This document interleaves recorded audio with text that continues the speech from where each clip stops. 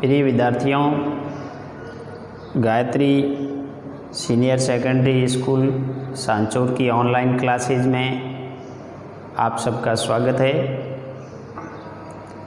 आज class 12th की भूगोल में तीसरा अध्याय है जनसंख्या वितरण घनत्व वृद्धि। उसमें अपन जनसंख्या वितरण के बारे में पढ़ चुके हैं विगत क्लासों के अंदर। आज जनसंख्या घनत्व क्या है, घनत्व के प्रकार और विश्व में जनसंख्या घनत्व का जो वितरण है उसके बारे में चर्चा करेंगे। तो सबसे पहले जो जनसंख्या घनत्व होता है, घनत्व का मतलब होता है कि किसी क्षेत्र में कुल जनसंख्या और उस क्षेत्र का जो कुल क्षेत्रफल है, दोनों के बीच के अनुपात को अपन जनसंख्या घनत्व कहते हैं। या यूँ कहें कि जनसंख्या और कुल क्षेत्रफल के बीच का जो अनुपात है उनको अपन जनसंख्या घनत्व कहते हैं। जनसंख्या घनत्व किसी प्रदेश में निवास करने वाले मनुष्यों की संख्या और प्रदेश के क्षेत्रफल के पारस्परिक अनुपात से ही जनसंख्या घनत्व मालूम होता है। ये घनत्व इस प्रदेश की उन्नति, भावी विकास के अनुमान लगाने का मुख्य आधार होता है। प्रत्येक प्रदेश के प्राकृतिक संसाधन जैसे क्षेत्रफल, वहाँ की मिट्टियाँ, खनिज पदार्थ, जलीय संसाधन, वन संपदा आदि की मात्रा सीमित होती है और उन संसाधनों को कितने मनुष्य प्रयोग में करते हैं, अर्थात कितनी जनसंख्या अपने जीवन निर्वाह के लिए उन संसाधनों पर आधारित है। ये तथ्य उन जनसंख्या के रहन सहन के स्तर को, आर्थिक एवं सांस्कृतिक विकास की सीमा को निर्धारित करता है। इसीलिए प्रत्येक देश के आर्थिक उन्नति और सामाजिक और सांस्कृतिक उन्नति की योजना बनाने के लिए उस प्रदेश की जनसंख्या की सघनता की भावना बहुत ही जरूरी है। तो प्रिय विद्यार्थियों, जनसंख्या घनत्व है वो किसी क्षेत्र के अंदर जनसंख्या की सघनता को दर्शाता है और ये जनसंख्या की जो सघनता है, वहाँ के प्राकृतिक संसाधन हैं, उनका उपयोग कितने जनसंख्या के द्वारा हो रहा है, उनकी आर्थिक, सामाजिक और सांस्कृतिक जो उन्नति है वो किस प्रकार की है, उनसे संबंधित तमाम तरह की जो योजनाएं हैं, चाहे अर्थव्यवस्था से संबंधित हो, चाहे सामाजिक या सांस्कृतिक से संबंधित हो, इस प्रकार की योजना बनाने में भी जनसंख्या घनत्व को जानना जरूरी होता है। और यदि विश्व का औसत जनसंख्या जो घनत्व है 2018 के अनुसार, विश्व का औसत जनसंख्या घनत्व 2018 के अनुसार यानी 50.79 है। ये 2018 के अनुसार विश्व का जनसंख्या घनत्व है, एवरेज जो घनत्व है। यदि जनसंख्या घनत्व के प्रकार की बात करें तो सबसे पहले आता है गणितीय घनत्व। गणितीय घनत्व में किसी क्षेत्र के अंदर कुल जनसंख्या और उसके कुल क्षेत्रफल के अनुपात पर यानी कि विचार किया जाता है। इस जनसंख्या घनत्व का ज्ञात करने का जो सूत्र है जनसंख्या बटे कुल क्षेत्रफल, उसको अपन गणितीय घनत्व कहते हैं। इसके बाद दूसरा है कायिक घनत्व। कायिक घनत्व का मतलब होता है कि किसी क्षेत्र की कुल जनसंख्या कितनी है और उसमें यानी कि उन जनसंख्या के द्वारा कितने कृषि क्षेत्रफल या कितने क्षेत्रफल पर कृषि की जाती है उनके मध्य विचार किया जाता है। यानी कुल जनसंख्या बटे कुल कृषि क्षेत्र कितना है, यानी कुल जनसंख्या के द्वारा कितने प्रतिशत भाग पर कृषि की जाती है, या कृषि का कुल क्षेत्रफल कितना है जिस पर कुल जनसंख्या यानी कि के द्वारा कृषि होती है, इन पर यानी कि जो विचार किया जाता है उसको अपन कायिक घनत्व कहते हैं। कायिक घनत्व का ज्ञात करने का जो सूत्र होता है कुल जनसंख्या बटे कुल कृषि क्षेत्रफल। तीसरा है कृषि घनत्व। कृषि घनत्व के अंदर कुल कृषि करने वालों की जनसंख्या और कुल कृषि भूमि के क्षेत्रफल पर विचार किया जाता है। कुल कृषकों की जनसंख्या कितनी है बटे कुल कृषि भूमि का क्षेत्रफल कितना है, इन दोनों के मध्य के अनुपात को कृषि घनत्व के नाम से जाना जाता है। और आर्थिक घनत्व है। आर्थिक घनत्व का अंतर है कि कुल कितनी जनसंख्या है उसके द्वारा संसाधनों की उत्पादन क्षमता, कुल जनसंख्या और उसके अनुपात में कुल संसाधनों के उत्पादन की जो क्षमता है उनके मध्य जो विचार किया जाता है उसे आर्थिक जन घनत्व कहते हैं। या आर्थिक जन घनत्व का जो सूत्र है वो है कुल जनसंख्या बटे संसाधन। जनसंख्या और संसाधनों के मध्य के अनुपात को आर्थिक घनत्व कहते हैं।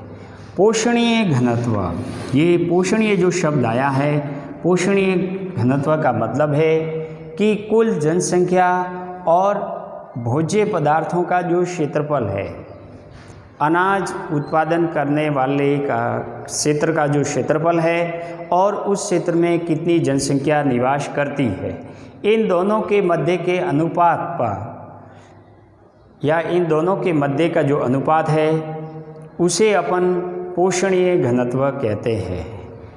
कुल जनसंख्या कितनी है और भोज्य पदार्थों का क्षेत्रफल कितना है। अब यदि अपन जनसंख्या घनत्व के वर्तमान आंकड़ों की बात करें, ये आंकड़े वर्ष 2017 के हैं।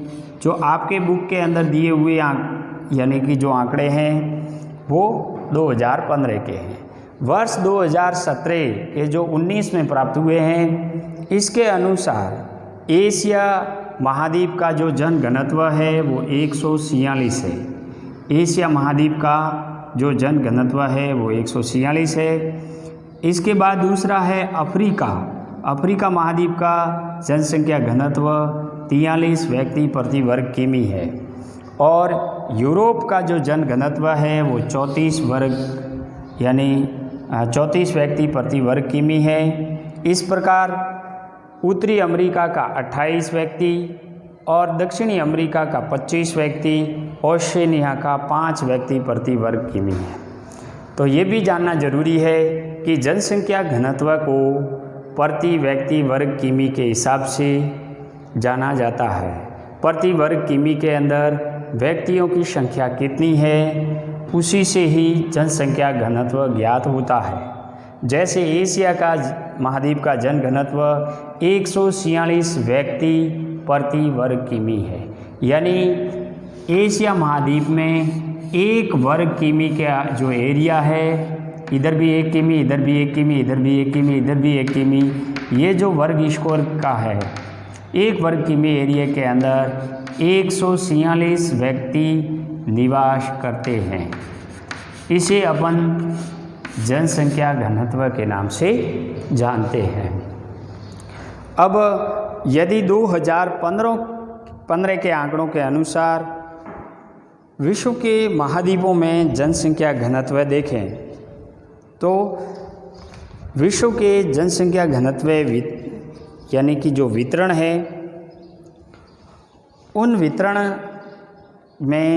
वितरण के अनुरूप असमान और विषम यानी कि जो प्रकृति है, जनसंख्या घनत्व के वितरण भी यानी कि जनसंख्या वितरण के अनुरूप या असमान और विषम प्रकृति का है। और जिन स्थानों पर अधिक जनसंख्या बसाव है वहाँ स्वाभाविक रूप से अधिक जनघनत्व पाया जाता है।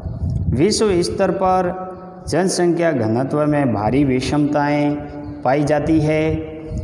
जहाँ एक और सहारा मरुस्थल, ग्रीनलैंड, साइबेरिया, मंगोलिया ये ऐसे क्षेत्र हैं जहाँ एक व्यक्ति प्रति वर्ग किमी में निवास करता है, जबकि दूसरी ओर सिंगापुर में 7,797 व्यक्ति एक वर्ग किमी में निवास करते हैं।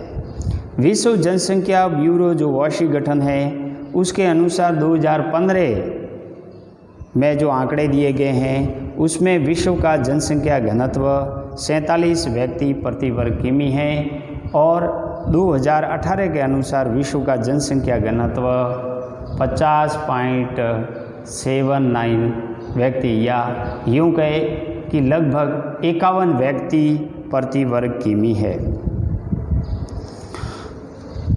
2015 के अनुसार जनसंख्या घनत्व में क्षेत्रीय असमानताएं मिलने के कारण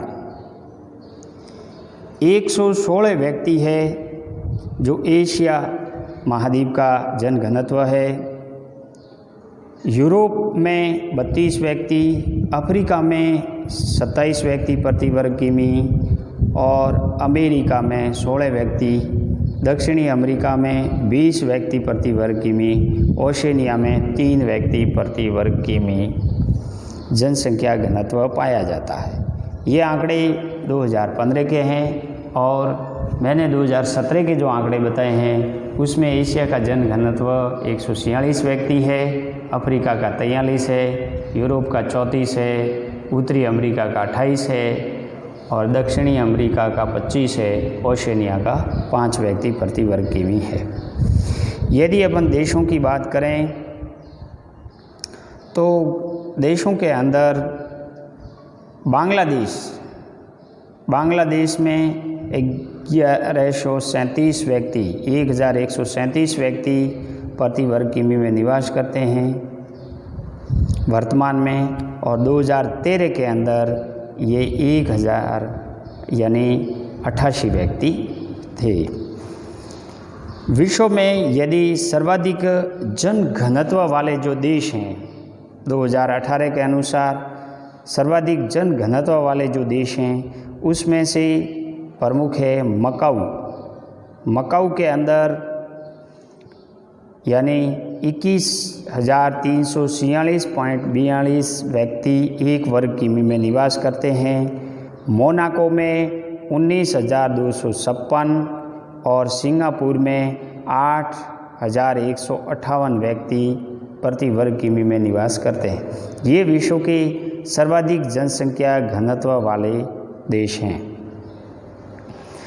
जनसंख्या सर्वाधिक घनत्व में और भी जैसे दक्षिणी कोरिया है, रुगांडा है, नीदरलैंड है, भारत है। भारत का भी अपन देखें तो भारत का जो 2011 की जनसंख्या के अनुसार भारत का जनसंख्या घनत्व है वो 382 व्यक्ति प्रति वर्ग किमी है और 13 में ये बढ़ करके 388 हुआ है।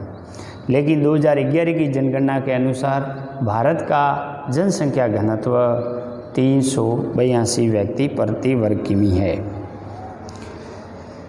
Japan, Belgium, Sri Lanka, Philippines, El Salvador, Vietnam, great Britain, Romania, Malaysia, Cambodia, दक्षिणी अफ्रीका, संयुक्त राज्य अमेरिका, ब्राज़ील, कनाडा और ऑस्ट्रेलिया ये ऐसे देश हैं जहाँ जनसंख्या घनत्व यानी कि कई देशों में अधिक पाया जाता है तो कईयों में कम पाया जाता है।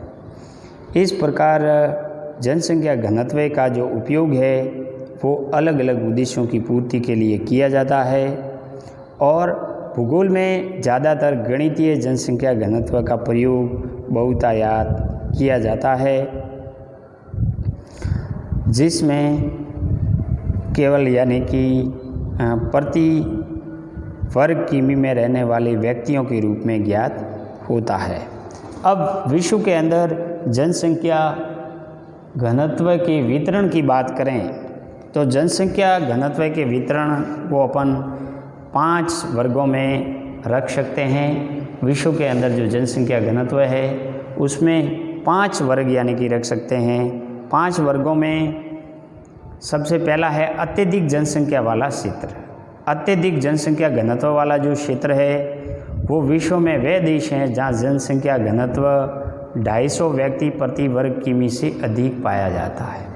यानी 250 व्यक्ति से प्रति वर्ग किमी में पाए जाने वाला जो क्षेत्र है जिसको अत्यधिक जनसंख्या घनत्व वाले क्षेत्र कहते हैं। इसमें अधिक जनसंख्या घनत्व वाले क्षेत्र के अंतर्गत आते हैं। इसके अंतर्गत विश्व के 3 जनसंख्या समूह को सम्मिलित किया जाता है। उनमें से पहला है पूर्वी दक्षिणी एवं दक्षिणी पूर्वी एशिया। तो पूर्वी दक्षिणी और दक्षिणी पूर्वी जो एशिया है जिसमें बांग्लादेश हैं, दक्षिणी कोरिया है या भारत है, ये ऐसे देश जो शामिल है जिसका जनसंख्या घनत्व 250 व्यक्ति से अधिक है।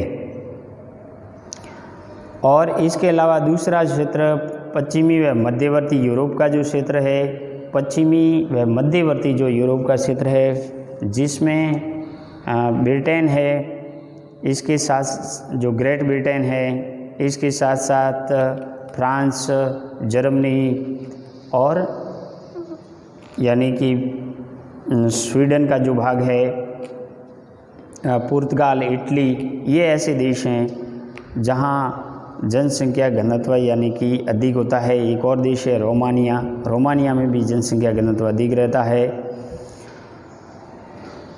तीसरा क्षेत्र है पूर्वी उत्तरी यानी उत्तरी पूर्वी अमेरिका। तो उत्तरी पूर्वी अमेरिका ही जो क्षेत्र है वहाँ पर जनसंख्या घनत्व अधिक रहता है क्योंकि वहाँ अमेरिका की लगभग 80% जनसंख्या 100 डिग्री पश्चिमी देशांतर के पूर्व में और 30 से 45 डिग्री उत्तरी अक्षांशों के मध्य रहती है। इस दक्षिणी पूर्वी तटीय औद्योगिक प्रदेश में जनसंख्या घनत्व उत्तरी अमेरिका में अधिक पाया जाता है।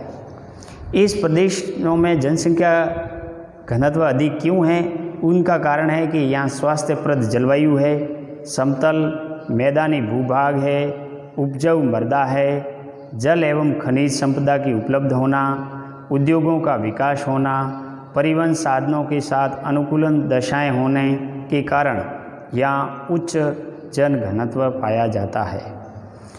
एशिया के सागरीय तटीय भागों, यूरोप के औद्योगिक मेखला में अधिक जनसंख्या घनत्व वाले क्षेत्रों के औद्योगिक और व्यापारिक केंद्रों में क्रमशः 1500, 2500 और 4000 व्यक्ति प्रति वर्ग किमी का जन घनत्व पाया जाना सामान्य बात। तो एशिया के सागरीय तटीय क्षेत्रों में या यूरोप के औद्योगिक क्षेत्रों में भी जनसंख्या घनत्व लगभग यानी कि 1500 से 4000 व्यक्ति प्रति वर्ग किमी के हिसाब से पाया जाता है। अब दूसरा जो क्षेत्र है, दूसरा भाग है जिसको अपन कहते हैं अधिक जन घनत्व वाले क्षेत्र। अधिक जन घनत्व का मतलब है कि विश्व के अंदर ऐसे क्षेत्र है जहाँ जनसंख्या घनत्व 100 से 250 व्यक्ति प्रति वर्ग के बीच में पाया जाता है, वह इसके अंतर्गत आते हैं। और सामान्यतः अधिक जन घनत्व वाले क्षेत्रों के सीमांत भागों में मध्यम जन घनत्व वाले के क्षेत्र विस्तृत है। जहाँ अधिक जन घनत्व वाले क्षेत्र है उसके सीमांत भागों में ये क्षेत्र स्थित है। इनमें दक्षिणी पूर्वी व पूर्वी यूरोप शामिल है, मध्य उत्तरी अमेरिका, दक्षिणी अमेरिका का जो तटवर्तीय क्षेत्र है जो ब्राज़ील का है, अर्जेंटीना का है और उरुग्वे का है, इन क्षेत्रों में भी जनसंख्या घनत्व अधिक पाया जाता है।